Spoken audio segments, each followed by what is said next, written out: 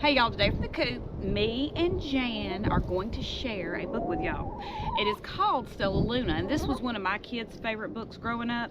It was published in 1993, so it's going on 30 years. It was written by Janell Cannon, and it was also illustrated by her. But the pictures in this book are absolutely beautiful. They're drawn in acrylic paints and colored pencils. This is a sweet, sweet story about a little freakbat who gets attacked with his mother by an owl. And he gets separated from his mom. He subsequently gets adopted by some birds. In the end, while they have to accept that they are the same in some ways, that they are different in some ways also. And you know what? That is okay. So me and Jan hope you enjoy the book Stellaluna by Janell Cannon.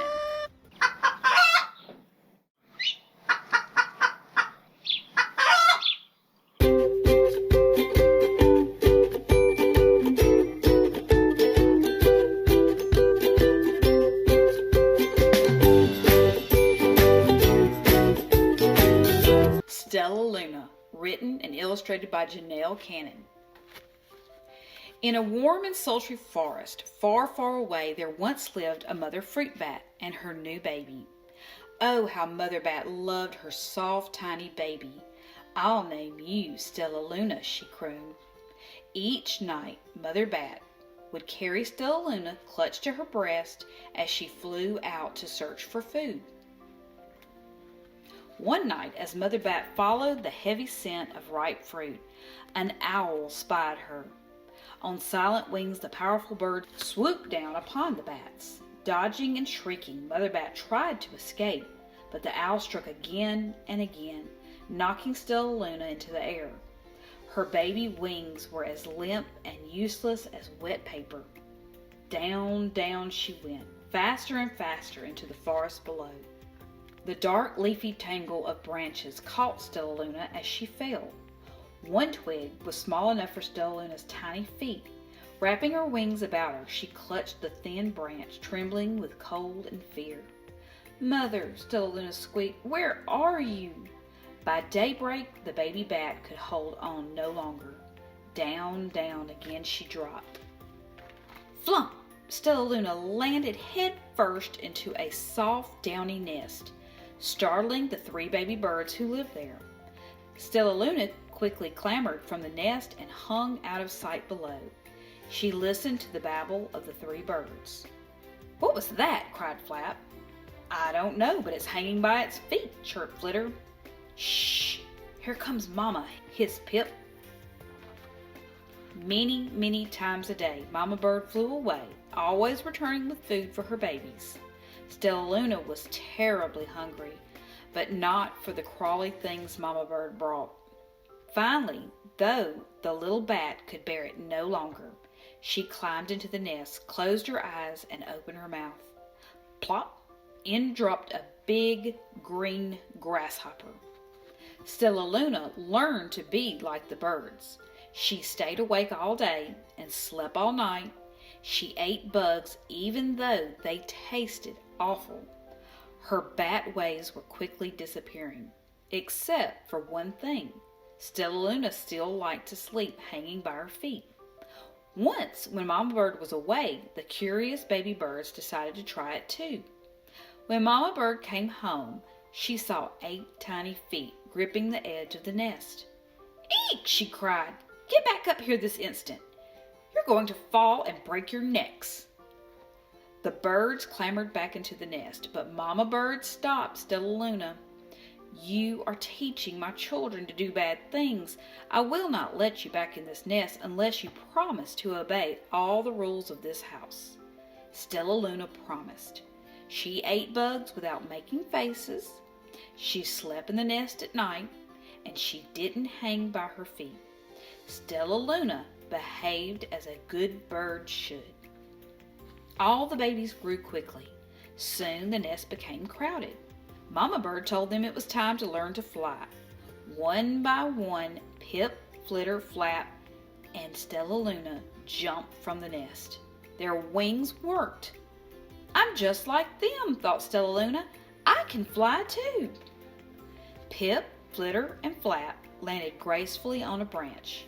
Stellaluna tried to do the same. How embarrassing. I will fly all day, Stellaluna told herself. Then no one will see how clumsy I am. The next day, Pip, Flitter, Flap, and Stellaluna went flying far from home. They flew for hours, exercising their new wings. The sun is setting, warned Flitter. We had better go home or we'll get lost in the dark, said Flap. But Stellaluna had flown far ahead and was nowhere to be seen. The three anxious birds went home without her. All alone, Stellaluna flew and flew until her wings ached, and she dropped into a tree. I promised not to hang by my feet, Stellaluna sighed, so she hung by her thumbs and soon fell asleep. She didn't hear the soft sounds of wings coming near. Hey, a loud voice said, why are you hanging upside down? Stellaluna's eyes opened wide. She saw a most peculiar face. I'm not upside down, you are, Stellaluna said. Ah, but you're a bat. Bats hang by their feet. You are hanging by your thumbs, so that makes you upside down, the creature said.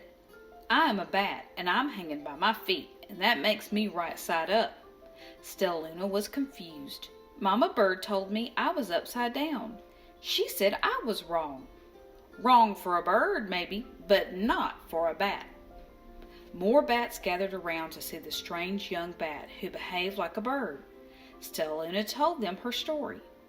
You ate bugs, stuttered one. You slept at night, gasped another.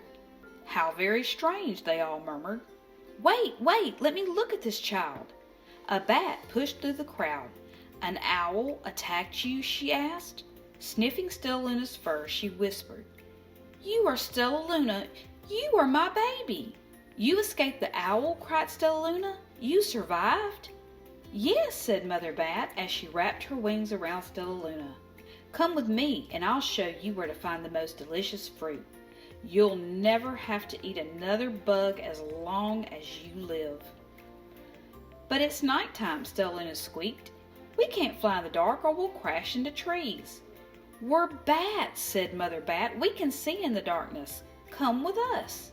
Stellaluna was afraid, but she let go of the tree and dropped into the deep blue sky.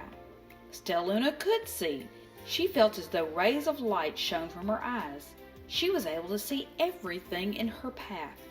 Soon the bats found a mango tree, and Stellaluna ate as much fruit as she could hold. I'll never eat another bug as long as I live, cheered Stellaluna as she stuffed herself full.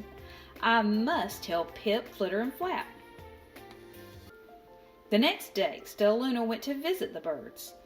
Come with me and meet my bat family, said Stellaluna. Okay, let's go, agreed Pip. They hang by their feet and they fly at night and they eat the best food in the world, Stellaluna explained to the birds on the way. As the birds flew among the bats, Flap said, I feel upside down here. So the birds hung by their feet. Wait until dark, Stellaluna, she said excitingly. We will fly at night. When night came, Stellaluna flew away. Pip, Flitter, and Flap leaped from the tree to follow her. I can't see a thing, yelled Pip. Neither can I, howled Flitter. Ah, shrieked Flap. They're going to crash, gasped Stellaluna. I must rescue them. Stellaluna swooped about, grabbing her friends in the air. She lifted them to a tree, and the birds grasped a branch.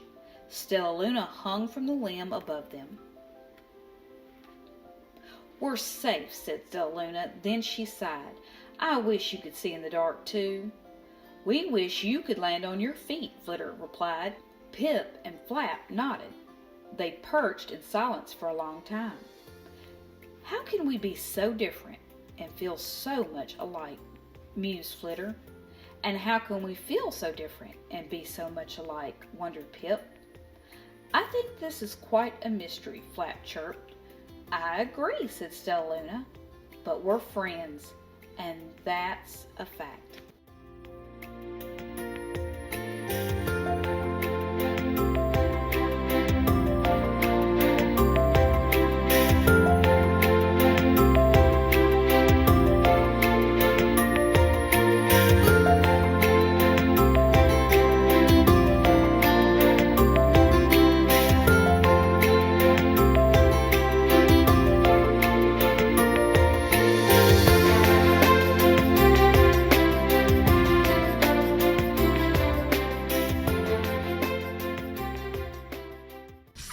in the end, are you not going to be sweet? Be sweet.